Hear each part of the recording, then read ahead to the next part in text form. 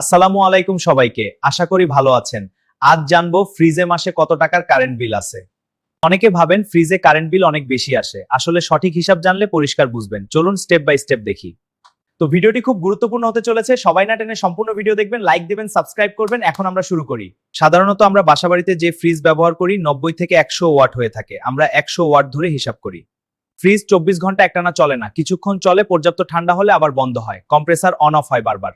করে দিনে 8 ঘন্টা চলে ধরে নিন। 100 ওয়াট ইন্টু 8 ঘন্টা ইকুয়াল টু 800 ওয়াট ঘন্টায় সমান সমান 0.8 ইউনিট প্রতিদিন। সর্বোচ্চ 1 ইউনিট ধরা যায় প্রতিদিন। মাসিক হিসেবে হিসাব করি 0.8 ইউনিট ইন্টু 30 দিন সমান সমান 24 ইউনিট মাসে। সর্বোচ্চ প্রতিদিন 1 ইউনিট ধরে আমরা মাসিক বিল হিসাব করব। ইউনিট প্রতি দাম ধরি 5 টাকা।